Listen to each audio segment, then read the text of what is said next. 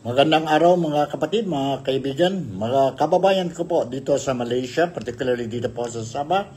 May balita tayo. It might be a bad news for the Duterte's followers or supporters po. And sa kabila naman, sa mga biktima ng mga EJK, no?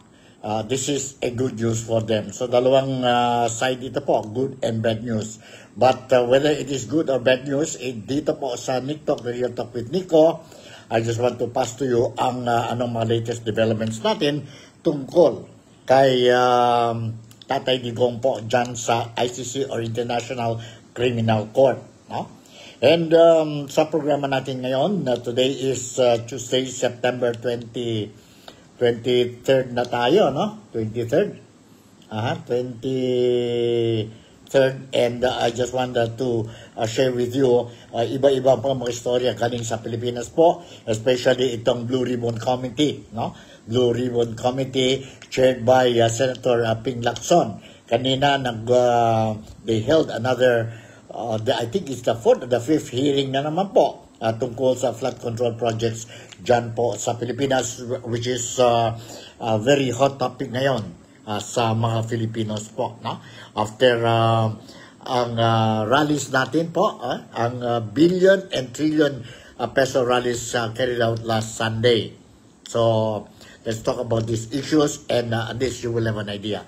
Okay, umpisa na tayo po sa first topic natin. Shoutout muna tayo kay Marilu Pentojo, is also watching ang programa natin. Si Ruben Castillo, si Art Enriquez, and mga iba pang mga followers natin po dito sa Nick Talk, the Real Talk with Nico. Umpisa na natin po. As what I said, good or bad news po, depende kung nasaan kayo po. Kung nasaan kayo nag-support, or are you supporting the Dutertes? So if you are supporting the Dutertes, it might sound unpleasant news, no? And for those who are supporting the administration or Marcoses or against the Dutertes po, this is a music to their ears. Sabi nga sila. So, okay, let's start with this news article which I'm going to share with you po. Prosecutors at the International Criminal Court or ICC have formally charged the Philippine former President Rodrigo Roa Duterte with 3 counts of crimes against humanity for murder. Court documents made public yesterday po, Monday, shows.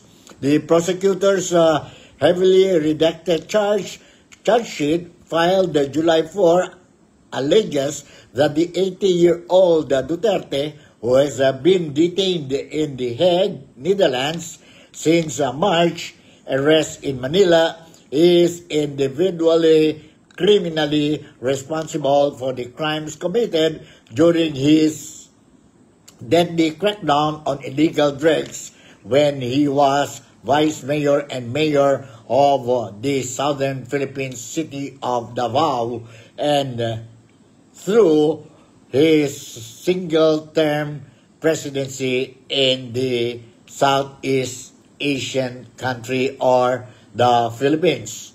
During the Duterte's presidency from 2016 to 2022, more than 6,000 people were killed according to the Philippine Drug Enforcement Agency or PDEA in anti-illegal drug operations in the country. But the human rights groups have estimated some 30,000 actual deaths. Prosecutors said that from November 2011 to March 2019, Duterte and his co-perpetrators shared a common plan or agreement to neutralize alleged criminals in the Philippines, including those perceived or alleged to be associated with drug use, sale, or production through violent crimes, including murder. The charge sheet also stated that Duterte had individual criminal responsibility over the killings for ordering and abetting the commission of the crimes which involved members of the National Police and high-ranking government officials. The document redacted the identities of many alleged co-perpetrators. Duterte's arrest in March was a turning point for families of victims of his so-called war on drugs who have criticized the apparent lack of due process and how poor Filipinos were often the victim of its vigilante-style killings. So yun po. The former president's legal team, however, is seeking to avoid Duterte's facing the court, including urging that the 80-year-old is no longer fit to stand trial. The ICC postponed a conference or confirmation of charges hearing initially scheduled for Tuesday with a new date yet to be determined. Ito po ang notisya po, no? Ang latest updates regarding ang kaso ni Tatay Digong, ang former president of the Philippines, si former President Rodrigo Roa Duterte. Tatlong counts yan po, charges, no? Tatlong charges, and that is murder, crimes against humanity for murder po. And let's see po what will happen next. So it's a good or bad news for those supporting Duterte. But anyway, the battle is still there. In fact, the legal team of Tatay Digong is still on its way in appealing for interim release of Tatay Digong. As well as they claim the legal team under the leadership of Attorney Nicholas Kaufman is also saying that he is no longer fit for trial. So, yun po ang latest updates natin kay Tatay Digong. So, anong palagay ninyo po? No? What will happen to Tatay Digong? Wala pa tayong mga comments or reaction coming from the Duterte's family, especially from Inday Sara Duterte. Ang anak niya si Congressman Polong Duterte, no? Ang anak niya si acting mayor of Davao City, si Baste Duterte, no? At saka mga ibang immediate family members of the Dutertes. Neither wala pa tayong reaction coming from PDP Laban, who is really supporting ang mga Dutertes po, as well as mga followers kagaya ni Senator Amy Marcos and other politicians po, known to be strong supporters of Tatay Digong, especially si Senator Senator Bato de la Rosa, si Senator Ruben Padilla, and of course the former secretary ni Tatay Digong, si Atty. Harry Roque. But definitely soon, very soon po, we will be hearing ang mga reactions ng mga supporters ni Duterte. Neither, wala pa rin tayo po, I didn't see any reaction coming from Malacanang or coming from the office of the President, si President Ferdinand Marcos Jr. Marcos Jr. po. Siguro busy sila po sa flood control project anomalies dyan po sa Pilipinas, which is one of the biggest, or maybe now is the biggest corruption, sabihin natin, case registered in Philippine history. Before it was ang case ni Napoles, pork barrel. But pork barrel also only involves what, 10 billion pesos. But this time around po, malaki ang money involved dyan po sa flood control projects po, no? We are talking about 100 billion pesos, or it could also be more than 3 or 1 trillion pesos po. And dahil dyan, it was exposed by no less than si President Bongbong Marcos or PBBM. Last month ba yun? Yeah, last month. And that was the time when he said during his State of the Nation address, mahiya kayo. It means mahiya ang mga involved sa corruption. Itong flood control projects. Not only flood control projects, but also yon mga vertical, no? Vertical infrastructure projects po. Kagaya mga buildings, bridges. Hindi lang those are related to the flood control projects po. So this morning and today, hanggang ngayon, nag-umpisa na po ang Senate plenary session and expected to be heated discussion, to experience heated discussion, especially coming from Senator Marcoleta, Rodante Marcoleta po. So anyway, whatever transpired dyan po sa plenary session ngayon po, I will make sure that you will also be properly informed dito po sa programa natin, Nick Talk, The Real Talk with Nico. Yeah, but what I'm going to do now is to share with you what transpired during the Blue Ribbon Committee, which started at 9 o'clock this morning and ended at 3:30 p.m. Today. Nag-start sila po, medyo tense agad po, no? Tense agad po. And there was a tension between ang chairman ng Blue Ribbon Committee, si Senator Ping Lacson, and si former chairman also of the Blue Ribbon Committee, si Senator Rodante Marcoleta po. Dahil lang po itong opinion or a press statement made by Senator Ping Lacson when he was interviewed by known, si Pinky Webb yata yun, no? Media personality dyan po sa Pilipinas recently. And the issue was on regarding the ongoing investigation ng flood control projects po. Mga contractors, mga those involved in the Department of Public Works and Highways po. And including names mentioned of senators and congressmen po and congressmen. So, to have a little clear picture on the issue, let me share with you first itong video clip natin po, video clip natin. Ano ba itong video clip natin po?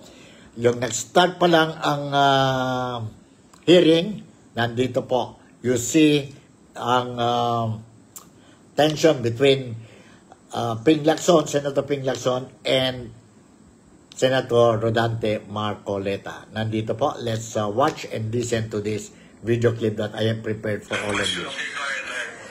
Hold on, Hold on. Hold on po. Sandali. Relax lang tayo. Alright? Okay. Nandito. Prejudicial question. Okay, go ahead. Foremost to my mind, Mr. Chair, is the integrity, the impartiality, and the objectivity of the proceedings of this committee. Mr. Chair, you were interviewed on Billionaire Channel by Ms. Pinky Webb. Basahin ko po, sabi niya, Senator Ping, para sa inyo, sino ba ang sabihin natin worth it or dapat na i-considera na state witness na ipasok man lang dito sa Witness Protection Program? And you responded, at this point between Vizcaya and Bryce Hernandez, Mr. Chair, question is, does the chairman has the prerogative or the right to make judgment? No. That's my perspective. No? That's my personal opinion outside of the hearing or outside of this hall. So don't question my opinion. I am not questioning your opinion, Mr. Chair, but you are the chairman of this committee. Anyway, let's proceed with us. You are not interested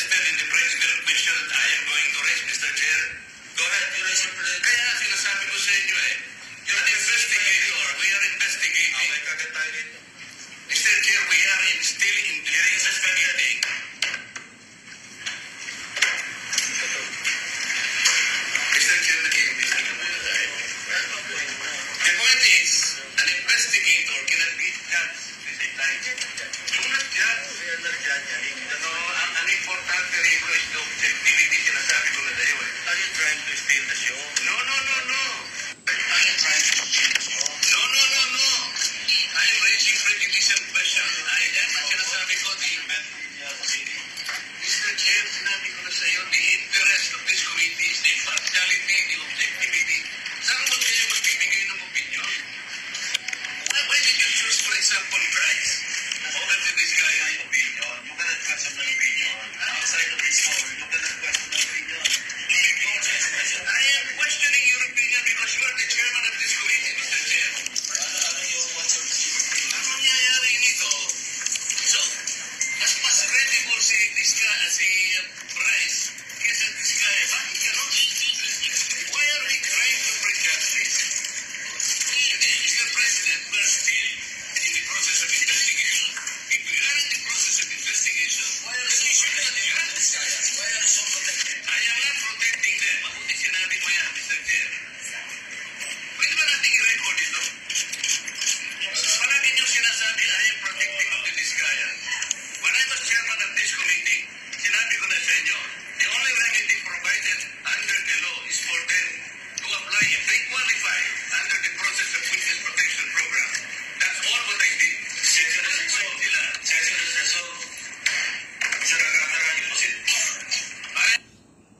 Alright, yun po, narinig niyo po, ang starting pa lang yan po, no? Starting pa lang, gulo na silang dalawa, si Senator Ping Lacson and Senator Marcoleta po. Senator Marcoleta is more on the Constitution ang laws natin po, no? Sabi niya, mali daw yan po to give an opinion. Yun, mali po. That is the claim of Senator Marcoleta. But on the other side naman, sabi ni Chairman of the Blue Ribbon Committee, si Senator Ping Lacson, sabi niya, nobody can question his opinion po, particularly outside sa itong hearing po. So, legality-wise, nandyan po si Marcoleta po. And that is always, ang style ni Marcoleta po is to make sure that whatever hearings they are doing, no, it must be according to the laws or constitution of the country. Very particular talaga siya dyan po. Because you don't want that someday, baka because of technicalities, baka mahina ang kaso sa mga those who are involved dyan po sa anomalya ng flood control projects, no? Flood control projects. And yun na, he also wants, si Marcoleta also wants to make it clear that he is not lawyering, he's not supporting, he's not protecting ang mga Diskaya po, ang contractor dyan po, who is deeply involved in this anomalous transaction po sa flood control projects. Now, hindi lang yun po ang mainit na discussion doon po, nag-umpisa ang hearing. Mayroon din po another one. It is now between Marcoleta, who is a lawyer, versus another lawyer. Ang Department of Justice Secretary, si Crispin Boying Remulla. Parehas pa rin si Senator Marcoleta is sticking to the laws, no? Laws of the House, of the Senate, laws of the sabi natin hearing of the Blue Ribbon Committee, and at the same time the Constitution po. So, kayo na bahala. Kayo na bahala po to judge ang mga opinion ninyo po. What I'm going to do is just to share with you what really transpired during the hearing this morning. And now, let's allow me to share with you ang video clip between Marcoleta and Remulla. Marcoleta and Remulla. Let's listen to this. A couple of days ago, in the last hearing, when you were here, we somehow settled the issue that restitution is not a requisite for an applicant to the WPP. Is that correct? It's not in the law. But sa akin ko kasi, hindi lang po batasan na detect ito. It's also what is morally right, what is expected of us.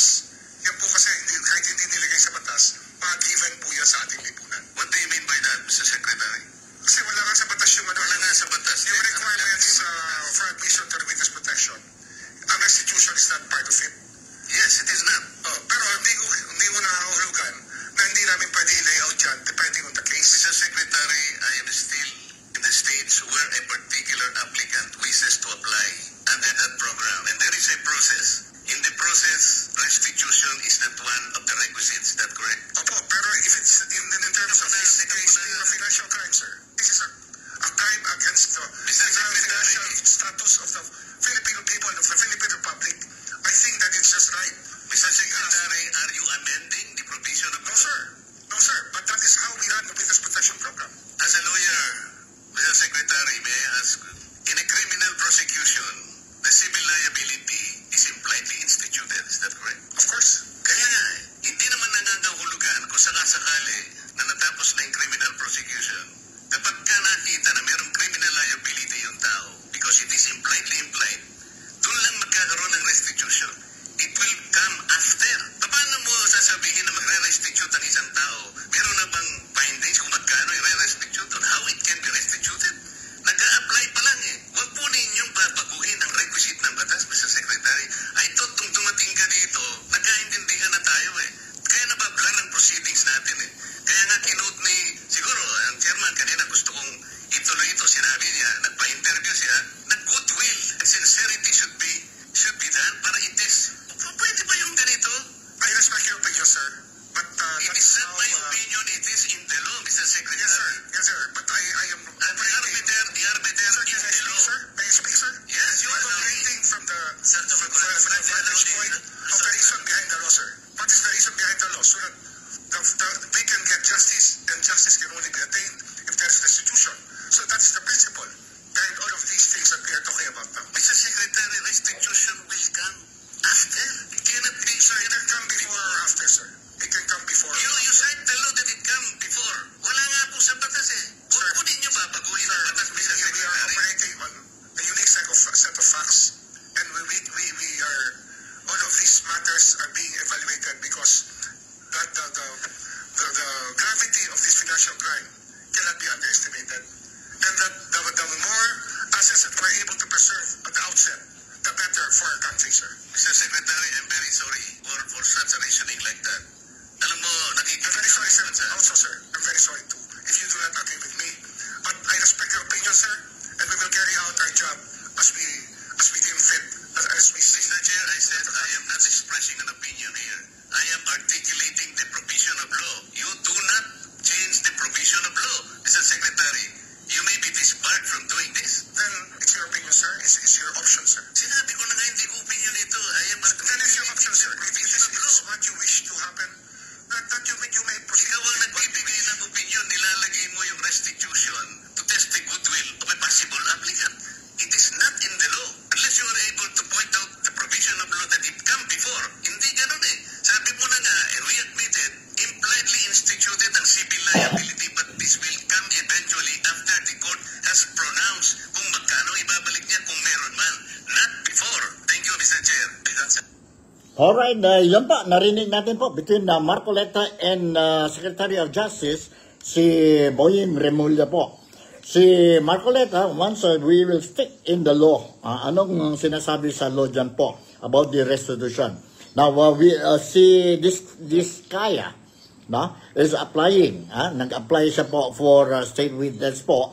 And during the time of chairmanship of Dante Marcoleta. But unfortunately, the following day, si Marcoleta was removed to be the chairman of the Blue Ribbon Committee, and it was replaced by Senator Ping Lacson because there was a change of leadership sa Senado from former Senate President Chis Escudero to now the incumbent, si Senate President Tito Soto, Vicente Soto po, no? So, yun nangyari. So, si Vicente Tito Soto being the new chairman, the new Senate President, he did not sign ang approval for the application of the Diskaya, no? To apply for state witness. Gusto naman si Secretary Remulla is, okay, if you want to apply for to be a state witness po, you have to show your sincerity po, no? You have to show your sincerity, and gusto niya mauna muna, you surrender whatever properties you have to show sincerity to the government, no? That you will be telling the truth, everything, and so forth and so on regarding the issue. But sabi ni Marcoleta, wala naman yon sa batas natin, no? Walang mention sa batas na kailangan muna i-surrender muna ang whatever they stole. Itong mga contractors they stole po, and they will be considered whether they will be granted state witness or not. Sabi ni Marcoleta, hindi pwede, no? We will study first ang application nila po, and then after that, either we will approve ang application nila or not, but do not put first ang restitution, no? Ang restitution. Kasi mali yon po, wala yon sa Constitution. In fact, si Marcoleta even challenged the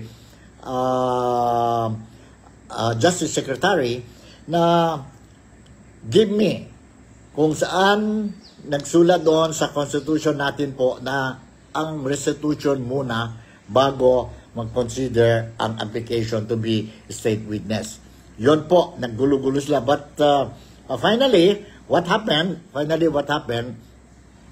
Sabi ni Marcoleta, I am raising this point, this issue po, because I don't want that at the end of this investigation, no, once they will be submitting ang mga recommendations po sa ICC o sa ICI, Independent Commission for Infrastructure, and kung sa korte po, at least matibay ang kaso nila, dahil you don't want to see that because of technicalities, madrop lang yung po ang kaso against itong mga culprits sa flood control project anomalous deals po, no? May puntos si Marcoleta, may puntos din sabihin natin si Secretary Boying. Kasi sabi ni Secretary Boying, ang mga tao, mga Filipino, once that apart from putting them, itong mga culprits, no? Apart from putting them behind bars, gusto din mga Filipino na to recover whatever they have stolen sa bayan. So, yun po. Ang problema lang yan po, legality-wise, no? Legality-wise. And tumayo din, nagsalita din si Senator Erwin Tulfo. Neophyte ito po. I don't know, sa inyo po, no? Sa inyo po, do you agree with the statement of Senator Erwin Tulfo? Sabi niya, sometimes we have to bend the law. We have to bend the law. Sabi niya. So, ganon ba yun? Can we bend the law? Or we have to stick with the law? Ganon po. But anyway, sige lang. Let's listen to the statement or to the comment or reaction of Senator Erwin Tulfo po. Sandali lang ito po. But anyway, worthwhile listening. Hold on, ha? Okay, hold on. Sandali.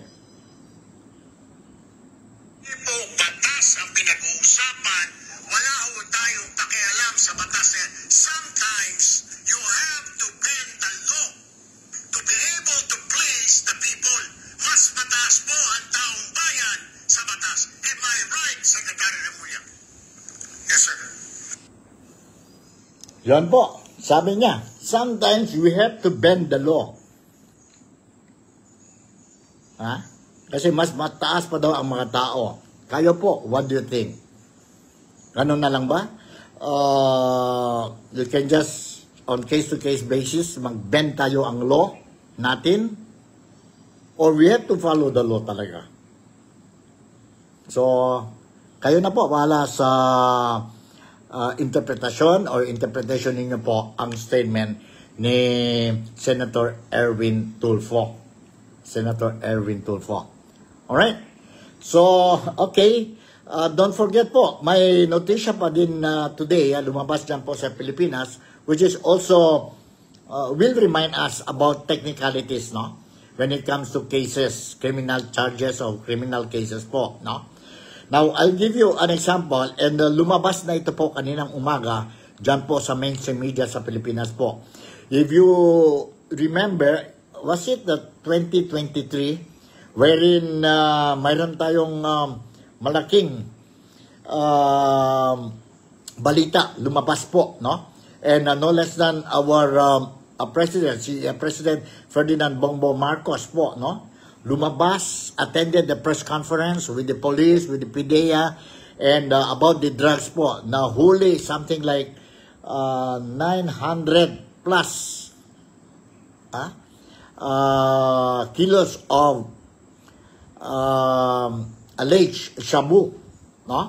And that was the time wherein sabi ni President Bongbong Marcos na it's a big achievement sa gobyerno ng Marcos administration because malaki ang nahuli ng illegal drugs po, and nobody died.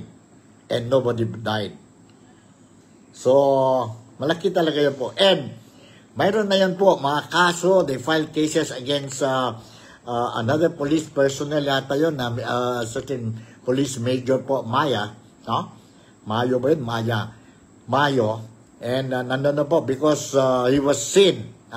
Nakita natin po sa mga video clips presented dyan po sa mainstream media during the incident po, no? Or the announcement of that big haul or big arrest or itong droga po, no? 900 plus kilos of shabu, alleged shabu, illegal drugs po, dyan po sa Pilipinas. So, kaso was filed. But unfortunately po, no? Unfortunately, this morning when I was monitoring the news dyan po sa Pilipinas, na-dismiss ang kaso kay Police Major Mayo because of technicalities po. Diyan, because of technicalities. So, alright. May punto si Senator Marcoleta when he said, kailangan, let's be, look into a lot of areas po when we are investigating itong, sabihin natin, case ng flood control project sa anomalous dealings po, no? Para pagdating na sa korte, wala tayong problema whether the case will be dismissed or not because of technicalities. Yun po ang puntos ni Dante Marcoleta. Sa inyo po, what do you think? What do you think po? What do you think? Saan may puntos dyan? I will just leave it to you po. But anyway, let's go back sa, sabihin natin sa itong Blue Ribbon Committee this morning, and somebody started spilling the beans during the hearing this morning. And I'm referring to no other than si Engineer Henry Alcantara po. He read his affidavit and very emotional siya when he started reading his affidavit, and I started singing. Sino-sino ang mga involved. In fact, mention ang pangalan ni Senator Jinggoy Estrada. Senator Joel Villanueva. Senator or former Senator Bong Revilla po. Also mentioned po. No? And of course, mga congressmen. Mga congressmen. Obviously, repeatedly, the name of Representative or Congressman Saldico was mentioned, receiving itong kickbacks 25%. And where is Congressman Saldico po? He is out of the country. Earlier, it was reported he is in United States of America, and yesterday there were rumors that he already left America, and some chismis lang ito po, claiming that they saw him sa France, sa Paris. And even some were saying na nandun daw siya sa Paris, scouting to buy a house po. And some also claim, itong mga chismis po, na nasa Italy daw siya po. No? We don't know. And is given 10 days by the newly elected Speaker of the House of Representatives, si Speaker Boji D. 10 days po to return back to the Philippines. And failing to do that po, then his case will be submitted to the Ethics Committee of the House of Representatives, and most likely po, if no appearance pa rin po, he might experience what happened to former Congressman Teves. Teves po. Expelled siya po, no? As a congressman. So, yun po. Okay, during the hearing, si Henry Alcantara, no, started singing. Started spilling the beans. Nandito po, let's listen, watch itong video clip that I have prepared para sa inyong lahat po. At least you will have an idea. Nandito po. August 20 o September 2021, nagkakilala kami ni Congressman Saldico sa isang pagtitipon meeting sa Shangri-La, Bonifacio.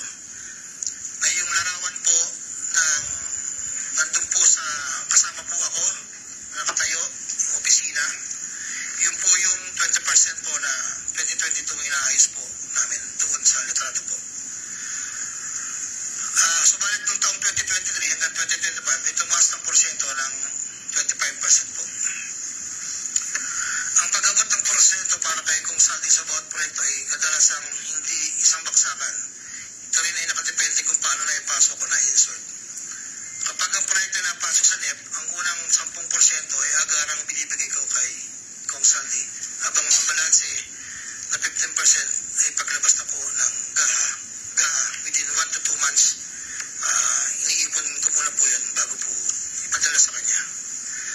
Kapag ang proyekto naman ay naipasok ng Kung Saldi sa BICAM, ang unang 10% ay binabayad sa kanya matapos lumabas ang GAHA at ang balansing 15% ay binibigay makalipas ang 2 buwan mula nang maaprubahan ng GAHA.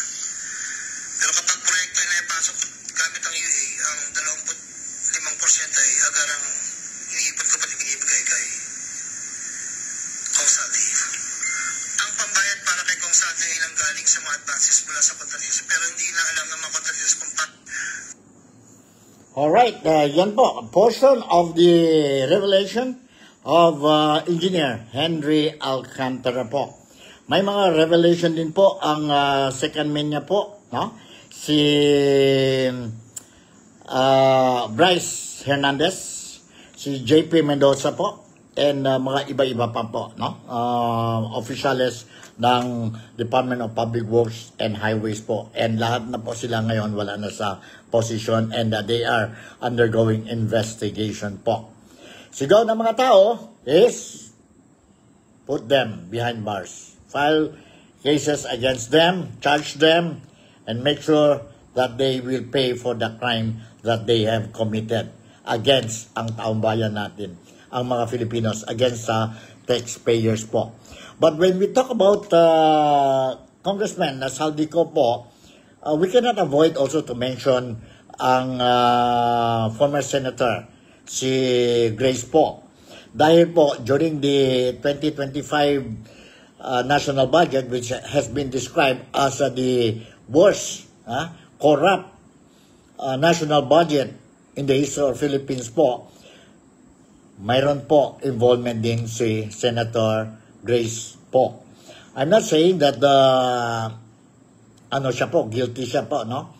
But sa BICAM, sila po ang appropriation chairman during those days, si Congressman Saldico, and ang counterpart niya po sa Senado, si former Senator Grace Poe, no?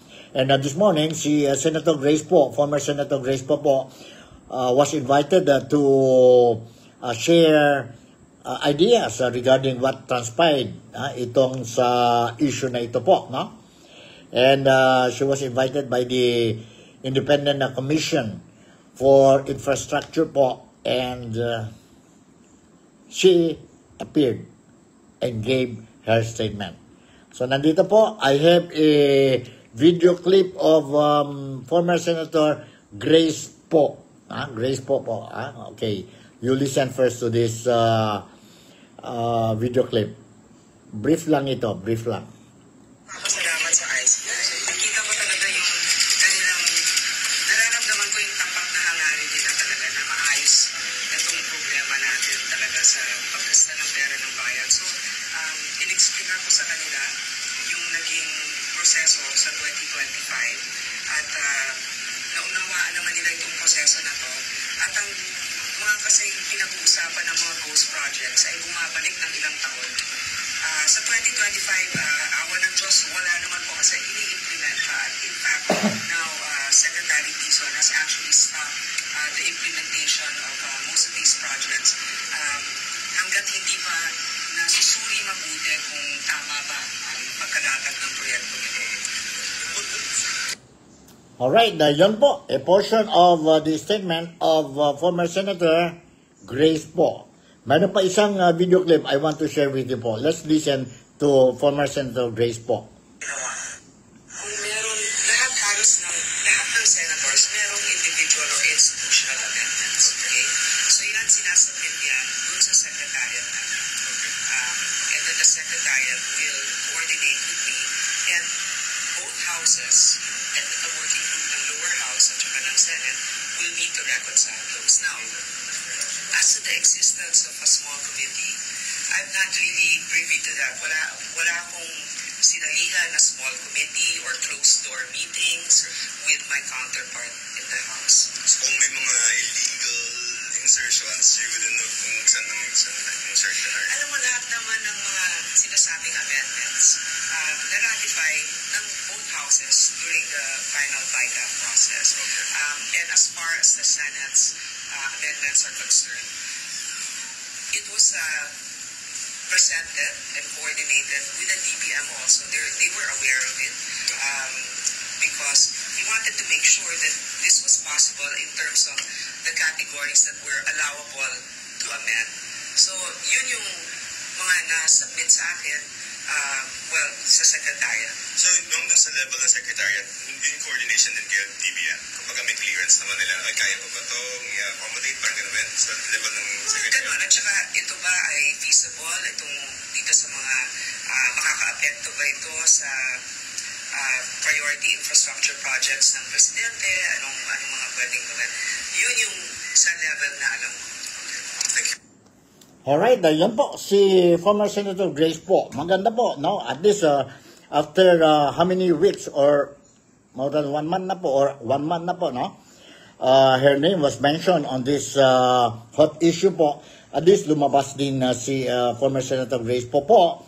And hindi kagaya kay Congressman Saldico po, hanggang ngayon missing and nobody knows kung nasaan siya po. And mga tao dito, mga Filipinos, dito po sa Malaysia, particularly dito sa Sabah, we also want to hear and see ang presence of a former Speaker ng House of Representatives, si Martin Romualdez po, no? To be invited sa hearing, no? And let's hear, we want to see and hear anong mga rason niya po when it comes to ang pangalan niya po mention sa anomalous projects of flood control projects dyan po sa Pilipinas, which is nationwide, and also about ito na nga ang 2025 national budget and some queries to be answered yon tungkol sa ongoing deliberation pa po ng 2026 national budget po, no? Sana lang po si Congressman Martin Romualdez po will also appear sa mga investigation po, both sa House of Representatives at saka dyan po sa Senado, as well as dyan po sa International Commission, Independent Commission for Infrastructure. Infrastructure. So yan po ang mga balita. Mayroon tayo ngayon po tungkol sa sitwasyon sa Pilipinas, and ang mga Filipinos, we are still waiting. Mga Filipinos dyan po sa Pilipinas, and Filipinos outside the country po, we are watching, monitoring closely, and hoping that we are going to see or hear ang sabihin natin ano ngayon ang next move ng Marcos administration after ang ang mga Filipinos po went out to the street last Sunday po and show our anger, our disappointment po about the how the administration Marcos is managing the country po, no? Especially we want that this graft and corruption should put an end immediately po, and those who are involved should be placed behind bars, punish them, and try to recover the money that they have stolen from the people, from the Filipinos po. Sana lang po this will be at the end of the investigation po, sana we will have good results po, hindi kagaya what happened dyan po sa illegal drugs po, no?